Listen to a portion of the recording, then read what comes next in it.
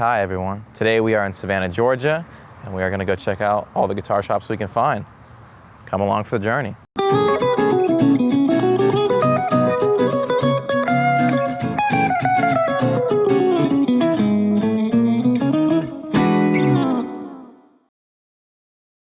So for us, Savannah, Georgia is a city that we've all visited many times, but it's usually routing to or from Florida. We usually don't get to spend too much time here on its own, so we decided to spend the weekend and come up here and go kind of check out the guitar scene up here, as that's something I don't think we've ever done before. There's a number of cool shops that sell used and vintage gear, as well as some cool luthier shops we're going to check out today.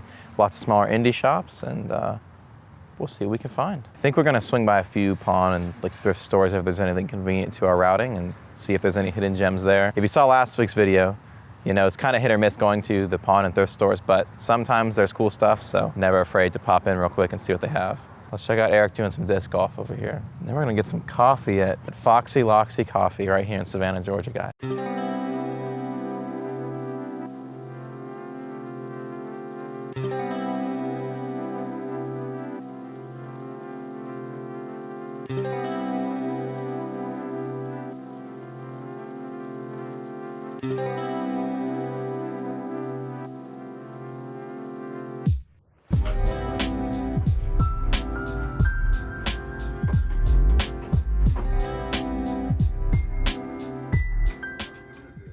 Nice quick find to start the morning off.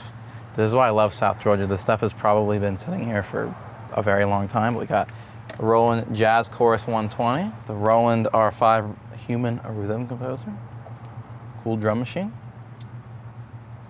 We've got a TC Helicon Voice Play Live. I used to use one of these a very long time ago. Very cool vocal pedals. And then we've got an Espresso Bose Wave 4, which are getting really hard to find, I noticed when I was looking these up, so some pretty cool finds to start the day off. We've already beat the Jacksonville day just with the first stop. Right now we are checking out Randy Wood's Guitars. It's actually just outside of Savannah, more in like the Pooler area, but this is a really, really cool shop. Jack from Mock Shop yesterday recommended we come check it out, so we are here. They do guitar work as well as have a pretty cool selection of some new stuff, some used stuff, some vintage stuff. Lots of cool finds all around. They did have this Gibson GA9 from 1959 that I was tempted to pick up. I left it behind this time, but that was a cool amp. Good vibes overall, and I would definitely recommend checking out the shop if you're in the area. I think next we're gonna swing by a couple convenient pawn shops and then check out the Downbeat Music Center just down the street.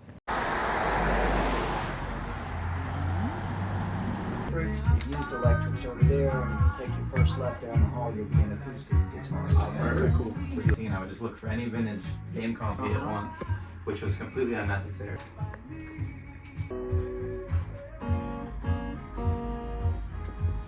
Pretty cool. Tune Les Paul, that's cool. Yeah, I've got that one. I've got another non-ET one that I have to put out. Let's dive into doing that. Well, I mean, they'll take individually, but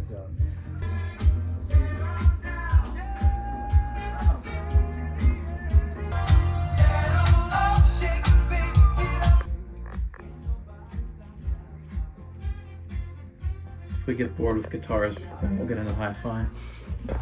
I know I ship amps pretty well. I know I ship guitars really. Super cool indie shop. They had a nice mix of new and used stuff. Talked to their owner Andrew for a while. He was a super cool guy. Once again, this is a shop that you definitely got to check out.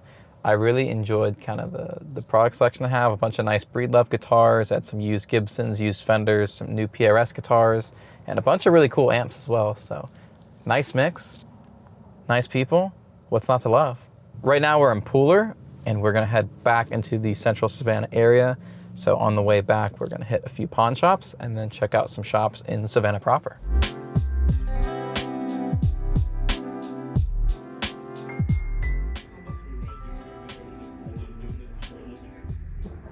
It does have the power.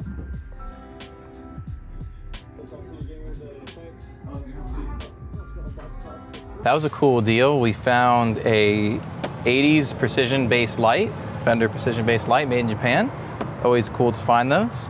and 2 more Bose Waves, which I had no intention of searching for Bose Waves today. You'd never know what you're gonna find. And then also, this one has the CD changer. So not only do you get this CD, you get 3 others, so you can mix between 4 CDs. This is crazy, this is new technology. And you have the Suzuki Q cord, which is like the new version of the Omni cord, but actually in the box. In the box, guys, it's in the box. Oh. Look at the deep bass. I regret to tell you, I have seen those. And the first time was one too many times, and now I don't. Caleb, don't look at what this is. As you presented with the. Right. Well, it's a Fender Strat, but does that? How do you feel about that? Does that feel anything like the Japan Strats that we get?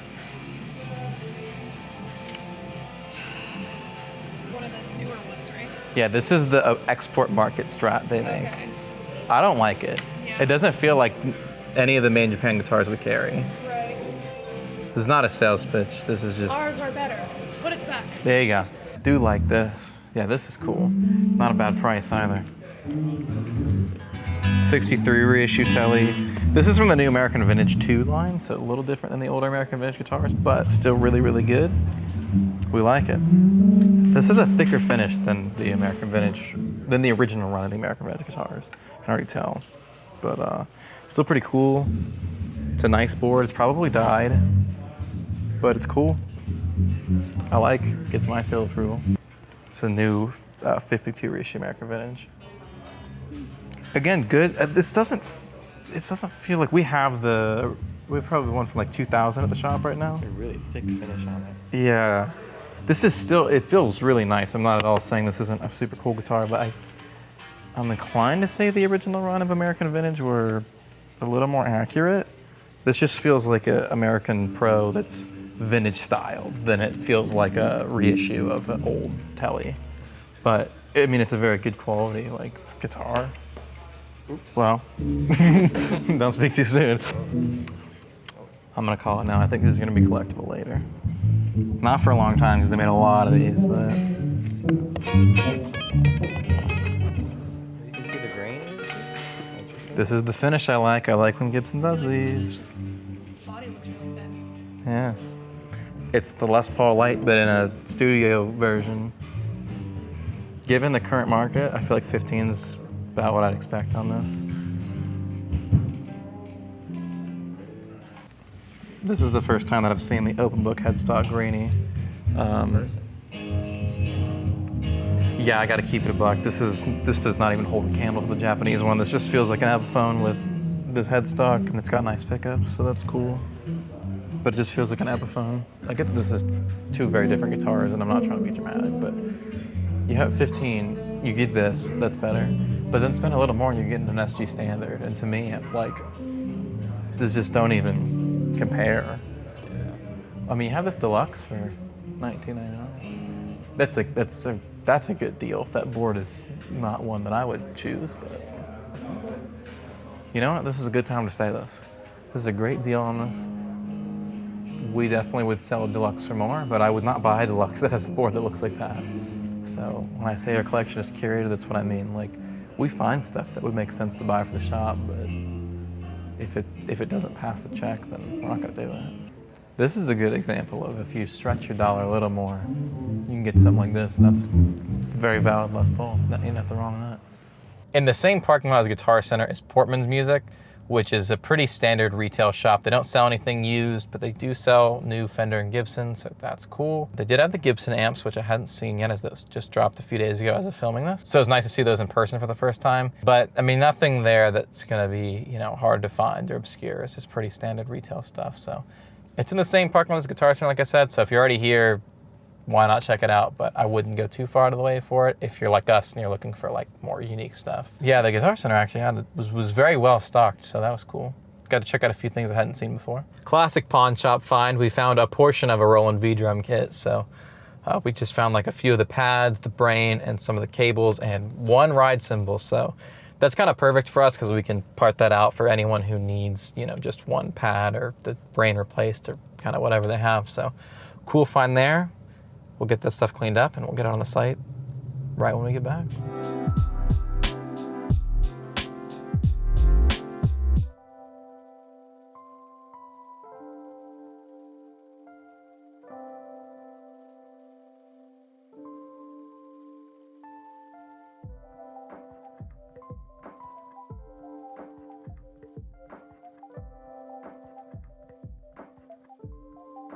We stopped at Wiley's Champion Barbecue for some lunch/dinner, which was very much needed after a long day of shopping. And in the same plaza was Idlewild Guitars. Very cool stop. We made some deals. Let's check them out. Got the Fender Strat Acoustic. You'll love to see it. This one is from 2003. There you have it. Got the Gretsch Synchromatic. These are cool. You don't see them very often. This one has just a single pickup, so that's kind of what drew me to this. Not an expensive guitar by any means, but just a cool guitar. Not super easy to find, so figured it was worth picking up. And the third find of 3 at Idlewild was the Ibanez Iceman in a sunburst finish. Once again, not an easy to find guitar. Pretty cool. Even has the plastic right there. Before that, at some point in the day, we found all these pieces of a Roland V drum set, which we normally wouldn't sell a Roland V drum set as it's just too bulky to ship for us, but I thought that was cool. Good fit for us as we can kind of part this out and find someone who needs each individual piece. Pretty cool find here on this bass, which we found some other stuff at the same time. Oh, this is an Aria Pro 2 ZZ case. And the ZZ is like an Explorer type deal that we found. We bought one in a guitar show in Texas. I don't remember if it was Arlington or Dallas. And then I sold it to my roommate, and then now he doesn't want it anymore, so maybe now we'll actually pair this case with that. In that vintage case, Fender Precision Bass Lite made in Japan. These are really, really cool. It's an M serial. What's M serial made in Japan? I don't know off the top of my head, I'll be honest. Oh, I thought Alex was gonna be like the school teacher and be like, oh, well, it's actually. No, I was actually, in all seriousness, Kaylee looks at those charts way more than I do, so I was actually looking to Kaylee for guidance here. Yeah, because I've memorized the chart. Well, clearly you haven't. This is from 92 to 93 as confirmed by our techs on the other side of the room. And this one has DiMarzio pickups in it.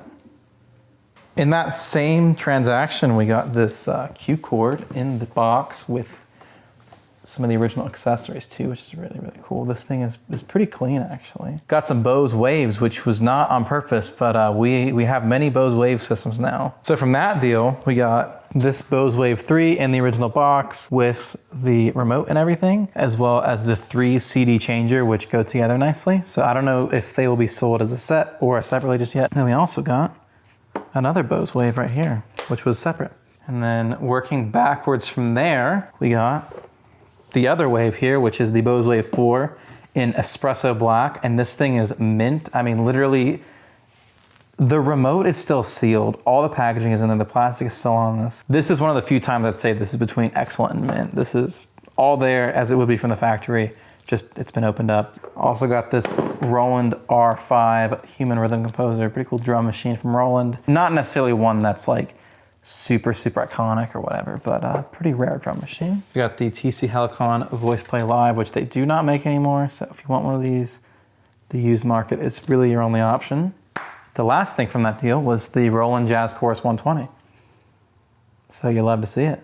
I think that's it. Pretty cool day for fresh finds. We found all kinds of good stuff all around Savannah and surrounding areas. It was definitely a worthwhile trip. Let me know down below in the comments what your favorite thing was that we found in this video, or if there's anything you saw in the background that we didn't catch. Don't forget to like and subscribe and comment and all that good stuff. It really does help us out, and we will see you in another video soon.